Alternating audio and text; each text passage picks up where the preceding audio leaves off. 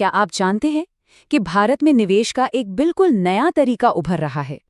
एक ऐसा तरीका जो म्यूचुअल फंड की सादगी और हेज फंड की जटिल रणनीतियों के बीच एक नया रास्ता बना रहा है। आज हम इसी रोमांचक बदलाव को समझने जा रहे हैं। देखिए, जब कोई निवेश करने जाता है तो अक्सर दो ही रास्ते दिखाई देते हैं। एक तरफ है म्यूचुअल फंड, जो सुरक्षित हैं, हर किसी की पहुंच में है, लेकिन शायद उनके रिटर्न्स उतने आकर्षक न हों। और दूसरी तरफ है पीएमएस और एआईएफ जैसी जटिल रणनीतियां, जिनमें पैसा भी बहुत लगता है और जो सबके बस की बात नहीं। ज्यादातर निवेशकों के लिए इन दोनों के बीच कोई अच्छा विकल्प था ही नहीं।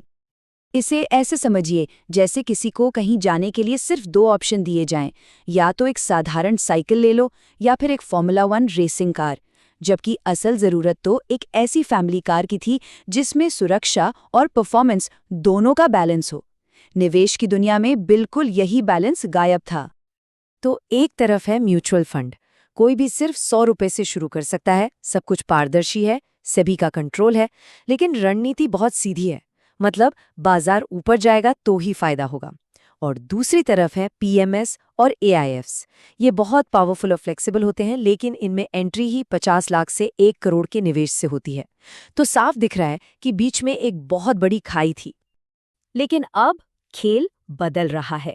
सेबी के एक बहुत जरूरी कदम की वजह से ये जो पुरानी खाई थी वो अब भर रही है, और इसी के साथ भारतीय निवेशकों के लिए मौकों का एक नया दरवाजा खुल रहा है।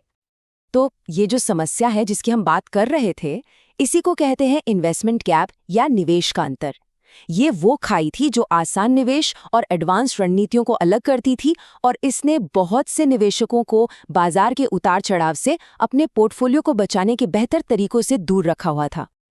और यही इस कहानी में एंट्री होती है हमारे सॉल्यूशन की, स्पेशलाइज्ड इन्वेस्टमेंट फंड यानी सिफ। इन्हें खास तौर पर इसी गैप को भरने और एक नया संतुलित रास्ता बनाने के लिए डिजाइन किया गया है। तो ये एसआईएफ आखिर है क्या? देखिए, आसान भाषा में समझें तो ये म्यूचुअल फंड की तरह ही सेबी द्वारा रेगुलेटेड और सुरक्षित हैं, लेकिन इनमें वो फ्लेक्सिबिलिटी भी है जो पहले सिर्फ बड़े फंड्स के पास होती थी, जैसे कि लॉन्ग शॉर्ट निवेश। इसका मतलब ये कि ये सिर्फ बाजार के चढ़ने पर ही नहीं, बल्कि गिरते हुए बाजार से भी मुनाफा कमाने की ताकत रखते हैं। सिर्फ को आप समझिए बेस्ट ऑफ बोथ वर्ल्ड्स वाला मामला। इसका न्यूनतम निवेश पीएमएस से काफी कम, यानी 10 लाख रुपए है। ये पूरी तरह सेबी के कंट्रोल में है।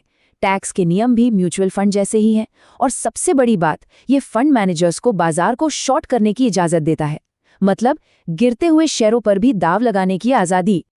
चलिए अब जरा उस सबसे बड़ी, सबसे खास चीज पर फोकस करते हैं जो एसआईएफ लेकर आते हैं, लॉन्ग शॉर्ट स्ट्रैटेजी। यही वो चीज है जो इसे पारंपरिक फंड से बिल्कुल अलग बनाती है।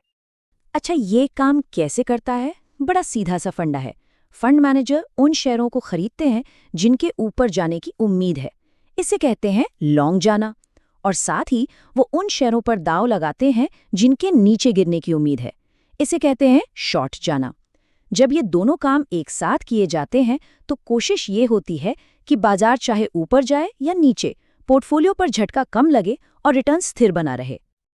अब सोचिए, जब बाजार में तेजी है तो हो सकता है कि पारंपरिक म्यूचुअल फंड ज्यादा रिटर्न दे, लेकिन जब बाजार गिर रहा हो, जहां म्यूचुअल फंड को अक्सर नुकसान होता है, वहीं एक लॉन्ग शॉर्ट स्ट्रैटेजी बेहतर परफॉर्म कर सकती है या नुकसान को बहुत कम कर सकती है, क्योंकि वो गिरते हुए शेयरों से भी फायदा कमा रही होती है। लेकिन सवाल ये है कि ये लॉन्ग शॉर्ट के फैसले लिए कैसे जाते हैं? क्या ये सिर्फ मैनेजर की गट फीलिंग पर आधारित है? नहीं। चलिए अब पर्दे के पीछे देखते हैं और उस टेक्नोलॉजी को समझते हैं जो इन नए फंड्स को चलाती है। यहाँ एक बहुत बड़ा फर्क समझना जरूरी है। पारंपरिक फंड्स डिस्क्रिशनरी तरीके से काम करते हैं, जहां मैनेजर अपने अनुभव और डेटा के आधार पर फैसला लेता है। लेकिन एसआईएफ एक सिस्टमैटिक अप्रोच का इस्तेमाल करते हैं, जहां निवेश के फैसले मुख्य रूप से डेटा से मिले सिग्नल और पहले से तय किए गए नियमों के आधार पर लिए जाते हैं। और ये फर्क हमें डेटा में भी साफ दिखता है। म्यूचुअल फंड ज्यादातर लो फ्रीक्वेंसी डेटा पर ध्यान देते हैं, जैसे तिमाही नतीजे या सालाना रिपोर्ट, लेकिन सिफ का मॉडल हाई फ्रीक्वेंसी डेटा पर बहुत ज्यादा निर्भर करता है, जैसे कि रियल टाइम स्टॉक की कीमतें, ट्रेडिंग वॉल्यूम और ताज़ा खबरें, जिससे ज्यादा तेजी से और सटीक फैसले लिए जा सकते हैं। और इतने सारे हाई फ्रीक्वेंसी डेटा को सेकंडों में प्रोसेस करने के लिए एक बहुत पावरफुल इंजन का इस्तेमाल होता है, जिसका नाम है क्वांटमाइन।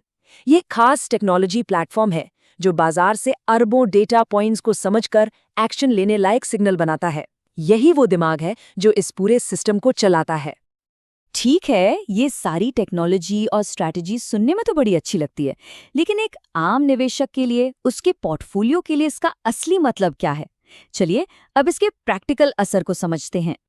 यहाँ पर एक बहुत ही कह सकते हैं चौंकाने वाला आंकड़ा सामने आता है।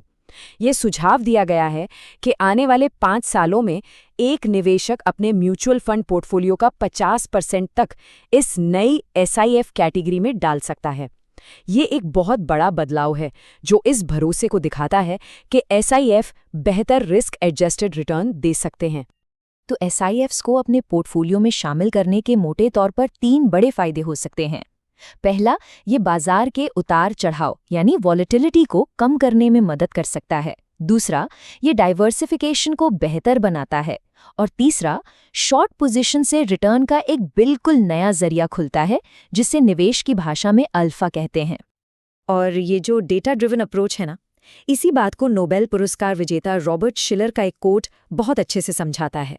वो कहते हैं कि सबसे बेहतरीन थियोरीज डेटा इकट्ठा करने के बाद आती हैं, क्योंकि तब आप एक नई सच्चाई से रूबरू होते हैं। ये सोच SIF के पीछे की फिलॉसफी को एकदम सटीक तरीके से बयां करती है।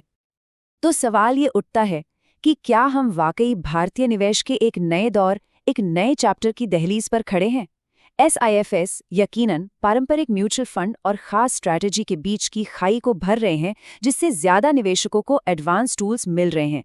ये एक ऐसा डेवलपमेंट है जिस पर हर समझदार निवेशक को आने वाले समय में नजर जरूर रखनी चाहिए।